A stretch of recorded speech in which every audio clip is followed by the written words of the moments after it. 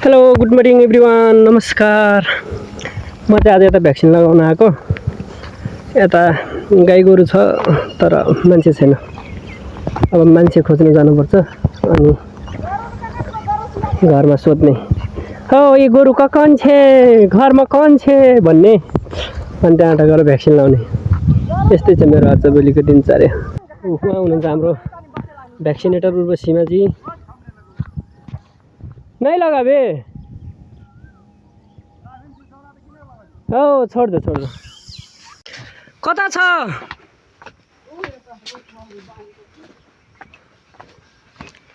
रुखमा बानै छि गाभिन छ कि नै छौ लो हे अलि खाटा करके बानो सीमाजी कपालमा मेहन्दी लाएर आज एकदम हिरोइनी हुनुभएको छ। मैंने बोला ना खट्टा करो आप बोले छी कुछ नहीं होई छी।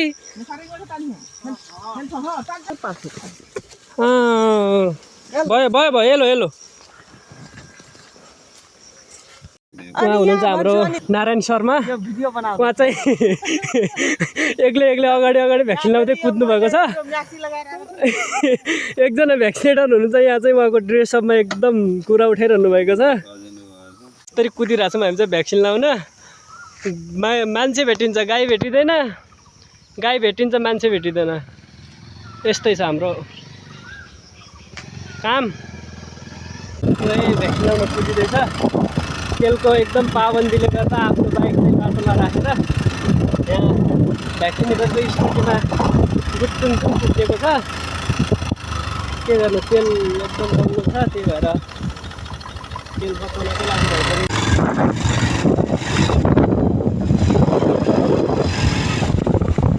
अनि जङ्गल बाइक अनि बाटो ए यता बाटो छ कि तपाईँलाई के हिँडाएर लग्नु भनेर ए होइन के हो तपाईँहरूको फरेदको भ्याक्सिन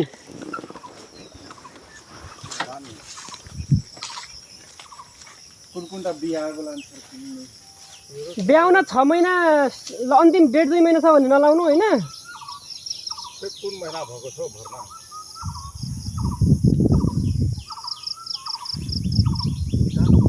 1.5 महिना भित्र त ब्याउँदैन कुनै पनि। 1.5-2 महिनामा ब्याउँदैन भने चाहिँ लाउँदा हुन्छ। बाँकीलाई चाहिँ लाउनु पर्छ। यहाँ गाछीमा ल्याउनु न छोटो गरेर बान्नु।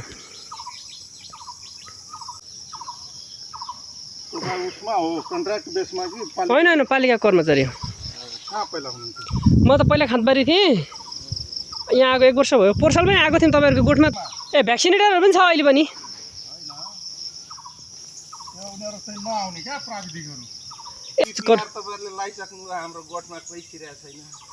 ए पिपिआरको त माघ फागुनतिरै लगाउने उर्वशीहरू नै आएको थियो होला।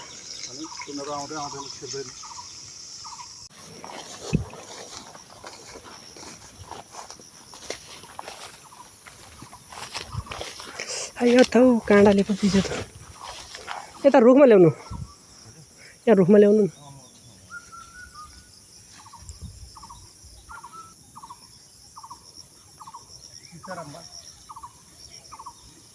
कि मजाम त्यही त होइन भने म हिँड्नु पऱ्यो भनेर नि। ए भ्याक्सिन लगाएर फर्कियो। अब फेरि अर्को कुन खेतमा पुग्नुपर्ने हो।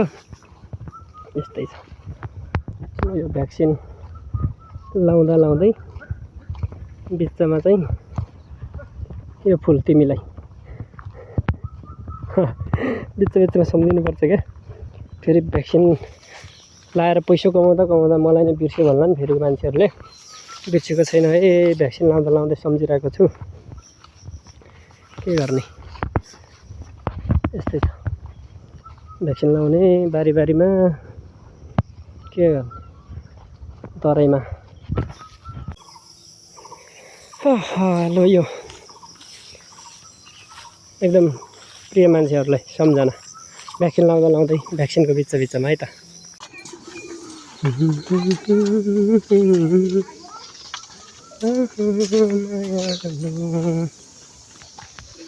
है यो भोगटे हामीले पुर्साद चोरेको रुखमा गई टिपेर खाएको भोगटे हो चाहिँ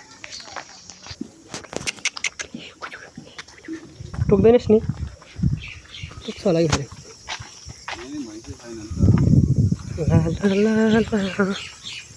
घरमा जाने हो गाई गोरु छ कि नै छौ भन्ने त्यही त हो त के छ र काम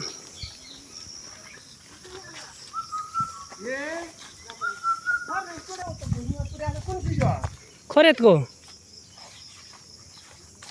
खै अहिले घर त भत्के छ त नि कता उता ए अनि घर त उडाइ छ त नि कुन स्कुलको ठाउँमा यही स्कुल नि यही अनि कुन पट्टि होला हजुर यतापट्टि थियो उतापट्टि कागती फलेछ ल जाउँ त्यसो भए फर्क्यौँ अब रुखको पनि छ होइन अहिले छैन उहाँको मलाई भन्दै थियो उता नजाने छ मेरो कतिवटा भैँसी गर्नु भएको छ अहिले पोहोर कति तिनवटा पोर्सन त 5-6 वटा भैँसी थियो होइन उहाँ पर गरेर लाग्यो यो नाम पो तपाईँ के कोइराला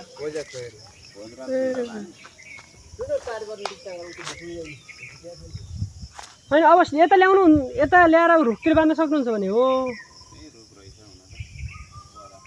रहेछ अस्ति टाढा गएतिर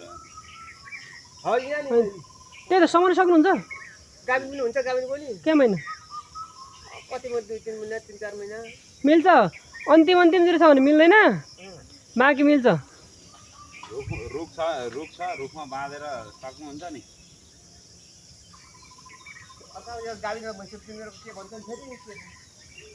त्यही त अब घरको तपाईँकै हो कि घरको मान्छे अरू हो होइन भैँसीको मालिक तपाईँ हो कि अर्को मान्छे हो यही हो त्यही त अब तपाईँको निर्णय हो नि त त्यो त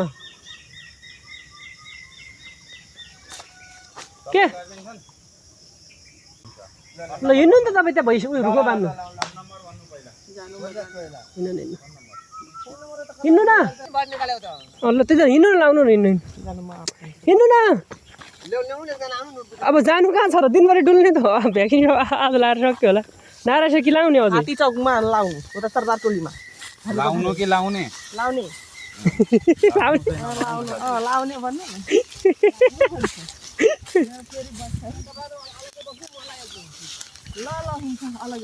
यतिको किसिम चाहिँ चाहिन्छ कि तपाईँ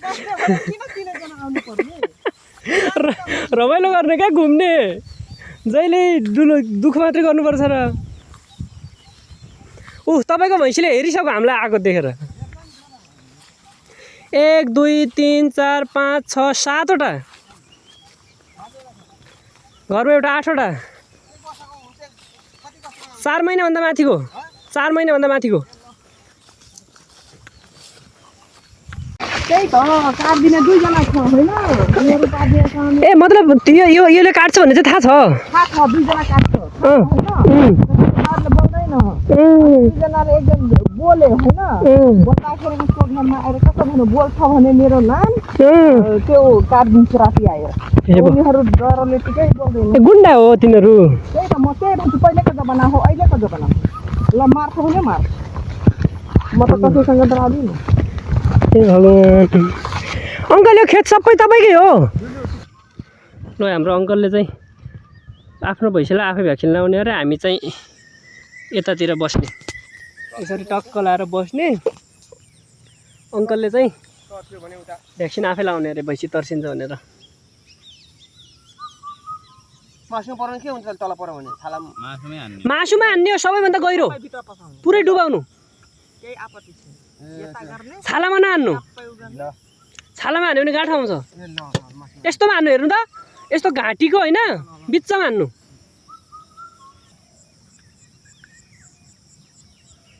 लु है अङ्कल लु लु लु लु ल दबाई दिनु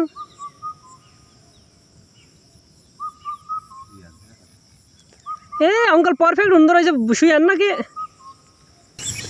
राम्रो लाग्यो यस्तो के रे सर भन्नु त फेरि लात्ते खाइन्छ आफै लगाएपछि आफै लात्ते हामी यसरी बस्ने होइन किसनले आफै भ्याक्सिन लगायो भने ढुक्क जहाँ म त्यो अङ्कललाई सिरिन्ज आफै राख्नु भनौँ न अर्को रुममा हँ त्यहाँ छ कि अलिकति 1000-1200 डोज छ अनि मैले हालेको छु क्या त्यही भएर बन्द गर भनेको क्या ल यहाँ हामी यही हो एकदम भेटनरी फिल्ड कृषि फिल्ड हुनुको फाइदा किसानको घरमा आउने भ्याक्सिन लाउने आँप झार्ने आँप खाने 3टा झार्नु अङ्कल 3टा भइहाल्छ ए यहाँनिरको पाकेको रहेछ अङ्कल त्यहाँ हेर्नु न यो पाकेको रहेछ तर केही हो फाइदा कृषकहरूको घर गोठमा पुग्नुको एकदम फाइदा हो यो चाहिँ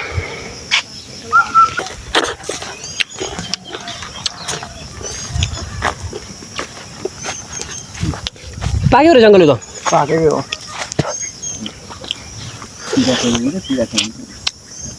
तर यसरी भ्याक्सिन छिटो भयो क्या पाक्ने सिजनै भएको छैन भएको हो नि कोही छुट्टी पाक्छ नि छुट्टी पाक्ने हो पाकेको यो त्यहाँ किरा हुन्छ र किरा हुन्छ होइन छैन राम्रो छ के देखियो यसमा त छैन धेरै पाकेपछि कुरा देख्छ होइन त्यो भित्रै पहिले भइहाल्छ कि नपाइकन पनि बिग्रिनेको अलिकति पाल पर्छ होइन हो पर्छ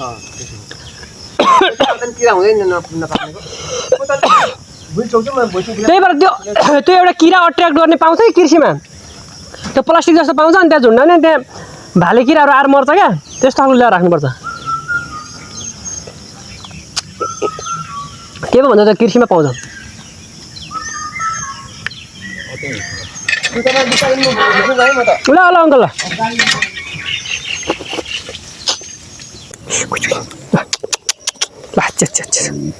आइया आइया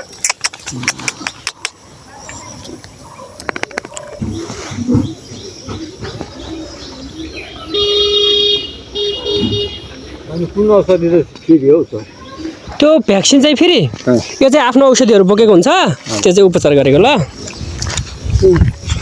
यो चाहिँ पुइसो चाहिँ लाउनु परेन नि यो चाहिँ खोरेत भ्याक्सिन लाउँदै बिचमा बिरामी पशुलाई उपचार गरेर कमाएको इन्कम तरकारी खाने पैसा फाइदा भेटनरी किन पढेको भन्दाखेरि यही भएर पढेको भेटनरी पढेर फिल्डमा हिँड्दाखेरि यो फाइदा हुन्छ पैसा कमाउने किसानहरूको माया पाउने आँप खाने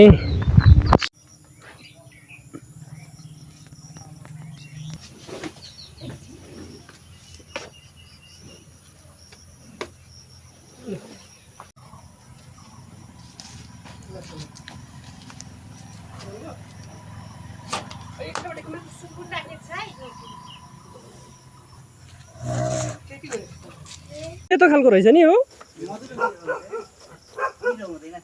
यो पिरो हुँदैन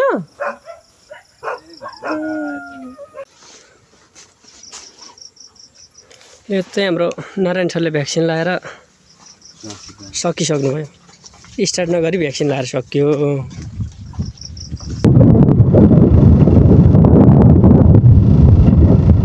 यो आजको भ्याक्सिन कार्यक्रम सक्यो अब घर जाने भात पकाउने खाने अफिस जाने 5 बजेसम्म अफिसमा बस्ने मासु खाने मासु त नखाने अस्ति कुखुरा मारेदेखि मासु खान छोडिदिएँ मैले कुखुरा सबैजनालाई धेरै धेरै धन्यवाद आजलाई यति नै अब अर्को ब्लगमा